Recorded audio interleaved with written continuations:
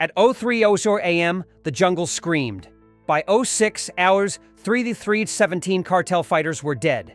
Not a single American was touched. No warning, no negotiation, only fire, steel, silence. Operation Iron Justice wasn't just a mission, it was retribution. For crimes so vile, no courtroom would suffice. The enemy was no foreign army. It was El Cencio, a fortress state built by two American-born warlords in the heart of the Darien Gap. Lucas and Jared Stone didn't run a cartel. They ran a jungle war machine, with radar towers disguised as trees, bunkers buried under villages, and snipers dressed as farmers. They trafficked people like cargo. They harvested organs from children, and they believed no one could touch them. They were almost right, until one image shattered Washington's restraint. Two American children, drugged, strapped to stainless steel, prepped for dissection. That image reached the Oval Office at 02:11 a.m. 6 minutes later, the president issued one line: erase them. What followed was not an airstrike. It was a kill algorithm executed by 2,100 elite troops, 12 stealth drones, 30 tanks, and a satellite network that mapped every heat signature under the leaves. No one ran, no one escaped, and nothing was left standing. This wasn't a message for El Cencio. It was a message for the world. If you build an empire on blood, we will answer with iron. They called it El Cencio, the silence, because no one who entered ever came out. Tucked deep within the Darien Gap, this wasn't a jungle hideout. It was a militarized kingdom. Spanning 37 square miles of unmapped terrain, El Cencio had its own airstrip, its own economy, and its own army. More than 3,000 fighters, drilled like Marines, armed like infantry, and loyal like cultists. It was ruled by two men who knew exactly how the U.S. military thought, because they were trained by it. Lucas and Jared Stone, both former special operations instructors, dishonorably discharged, disappeared for a decade. They re-emerged in Panama. And by the time the CIA caught up, they weren't drug dealers. They were warlords. El Cencio operated like a battlefield. Triple canopy jungle camouflaged IR signatures. Mock villages, concealed bunkers, and anti-aircraft guns. Children and women were intentionally embedded into logistics hubs, a human shield strategy lifted straight from Hezbollah doctrine. But what made El Cencio untouchable wasn't terrain or tactics. It was its product, not just narcotics, humans. Satellite intel confirmed holding cells for over 2,000 captives, medical labs with industrial-scale equipment, makeshift crematoriums dumping smoke into the canopy at night. Some victims were sold, some were carved, some never identified. El Cencio didn't fear justice, it defied it, until it made the mistake of targeting U.S. citizens. And in that moment, the jungle stopped being terrain, it became a target. The photo wasn't supposed to exist. It came from a burned satellite phone smuggled out by a CIA informant posing as a chemical supplier. What it showed was grainy, but undeniable. Two children, American, aged 9 and 13, shackled to gurneys, tubes taped to their arms, one unconscious, the other awake, eyes swollen, mouth taped shut, staring straight at the lens. Above their heads, a surgical light. Behind them, a man in surgical scrubs marking organ locations with a felt-tipped pen. At the bottom of the frame, Batch 4C, U.S. priority. When the image hit Langley, the first response was disbelief, then silence, then rage. Within 6 hours, a secure courier delivered the file to the White House Situation Room. The National Security Advisor looked the president in the eye and said, "Sir, we have a confirmed kill factory, and 2 U.S. children are scheduled to be dissected in less than 72 hours." There were no debates, no calls to the UN, no letters to Panama. The president read the report in full, then picked up the red line to the Joint Chiefs and said, "Treat El Cencio not as a cartel site. Treat it as a battlefield. Begin clearance." At that moment, the language changed. No longer targets, now enemy positions, no longer criminal actors, now combatants, no longer neutralization, now elimination. And for the men inside El Cencio, there would be no trial, only consequence. The jungle had killed before. Blackhawk teams lost in fog. Delta squads bled out in ambushes. Drones confused by heat traps and decoy huts. But this time, America wasn't sending men in blind. It was sending a machine-led army, guided by satellites. Trained for one thing: surgical annihilation. 2,100 elite troops were mobilized under one unified command. Marine Raiders, Army Rangers, Tier 1 JSOC elements with jungle warfare backgrounds. Alongside them rolled the steel, 30 M1A2 Abrams tanks outfitted with urban heat-masking camouflage, 45 Stryker IFVs with autonomous terrain mapping, 12 M109A7 Paladin howitzers, GPS locked to jungle grids, capable of pinpoint strikes without forward observers. But the real scalpel came from the sky. 12 MQ-20 Avenger drones, armed, silent, and smarter than ever. Each carried facial recognition AIs trained on cartel lieutenants, thermal-penetrating multispectral sensors, real-time kill chain coordination with ground teams. Above it all, the Sentinel satellite constellation moved into position. Every 11 seconds, it scanned 30 square miles of canopy, detecting movement, heat shifts, even the micro-friction of buried cables.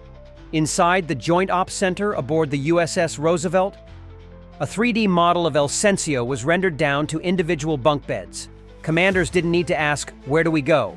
They pointed and said, "There, that's where they're keeping the children." Even the missiles adapted. Tomahawk Block Phi cruise missiles were programmed to divert mid-flight if a civilian moved into the blast radius, recalculating new vectors in milliseconds. This was no longer war by human instinct. It was warfare by data, speed, and unforgiving precision. El Cencio had built its empire behind leaves and bodies, but now the leaves were transparent, and the bodies had coordinates. 03-AM. The order was given. Execute Phase 1. 12 MQ-20 Avengers dipped beneath the tree line. Their blades didn't echo, their sensors didn't blink, but their targets lit up like a map of sins. 03-04. The first missile struck. A drone-guided hellfire vaporized the eastern comms relay. No sirens, no alarms, just static. 03-08. 2 Tomahawk Block Phi missiles, fired from 600 miles out, punched into the primary radar hub. The building didn't explode. It imploded, crushed inward as its structural matrix gave way from internal pressure detonation. 03-12. Overwatch satellites captured a ripple of confusion. Fighters scrambled inside the compound. One lieutenant radioed, "Signal lost. Defensive sectors blind. Orders?" There were no answers. By then, the command bunker had already collapsed beneath a 30,000-pound bunker buster. 03-20. From the south, 30 Abrams tanks roared out of the tree line, plowing through spike barriers and flame trenches. They didn't stop. High explosive rounds tore through sandbag walls and camouflaged pillboxes like wet paper. Stryker IFVs followed, offloading Rangers in staggered waves. Each unit had HUDs linked to the drone feed. Enemy heat signatures appeared as red ghosts behind walls, trees, under floorboards. 03-27.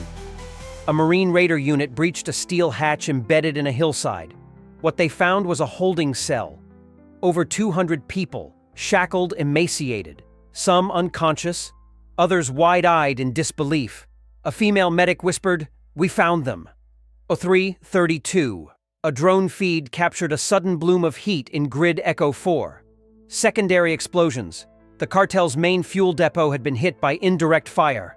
A chain reaction ignited, launching fireballs 120 feet into the canopy. By 04-OR, the sky glowed orange. By 04-15, radar images from space showed the jungle coughing black smoke into the stratosphere. And still, the Americans kept advancing. Each blast zone was calculated, each building cross-referenced with hostages' positions. There were no stray shots, no civilian blood, only the sound of collapsing fortresses and the screams of a dying empire. 04-22 AM, smoke blanketed the central grid. But deep inside Sector 9, a pocket of resistance held the line. RPG fire streaked from tree platforms. 50 caliber machine guns rattled from sandbag nests. And cartel fighters, high on amphetamines, faces painted in mud, screamed through the jungle, firing blind. But the US forces didn't advance. They circled, they waited, and then they called in the swarm. 04-25. 6 Ram-2 loitering munitions descended from cloud cover. Each drone locked onto muzzle flashes and thermal signatures, diving with surgical hate. One by one, the emplacements vanished. The tree platform became cinders. The 50 cal gunner never saw the warhead that ripped through the barrel. The screams went silent. Inside an underground bunker near the North Ridge, the Stone brothers made their final mistake. They activated the escape shaft. A thermal spike bloomed on the ops screen aboard Drone 07. A buried ventilation duct opened. 2 bodies surfaced, dragging a sat phone and encrypted briefcase. 804-33. A single Avenger drone pivoted. Target lock. Confirmed ID. A GBU-69B precision glide bomb detached from its wing. Impact time, 4.1 seconds. The brothers didn't run. They looked up, and then there was light.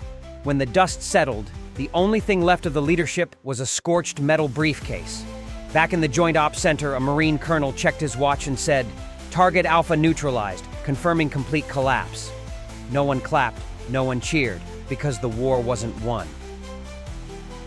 It had simply ended, with 2 American-born monsters buried in the dirt they ruled. By 06 a.m., the fighting had stopped, but the jungle still burned. Satellites captured the final image, a cratered sprawl where once stood El Cencio, now a field of ash, twisted steel, and vaporized command bunkers. The numbers were cold. 3,317 cartel fighters, killed or unrecoverable. 728 captured alive, mostly wounded, shell-shocked, or trying to surrender. 2,041 civilians liberated, including 41 U.S. Baos citizens, some missing for years. The entire operational grid of El Cencio, from fuel depots to radar towers, organ labs to barracks, was rendered non-existent. Even the backup servers the cartel thought were safe, hidden in a hillside cooled by river-fed HVAC, were found and fried by a single micro-drone charge. Back in Washington, the Pentagon issued only 4 words: objective cleared, hostages safe. But across Latin America, the effect was seismic. Cartel networks in Brazil, Mexico, and West Africa went dark within 24 hours. Intercepted chatter revealed emergency evacuations, asset burns, and internal purges. Some leaders self-terminated, fearing they were next. El Cencio had been more than a compound. It was a myth, the unkillable jungle empire.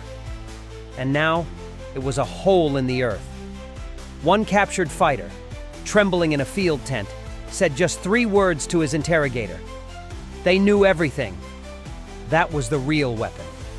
Not the bombs. Not the tanks. It was the silence, the kind that comes right before your world vanishes. This wasn't just a raid. It was a template, a preview of how America now wages war. No warning shots, no slow escalation, only precision, timing, and silence. For decades, cartels thrived in the shadows, confident the U.S. would respond with warrants, not warheads. That era is over.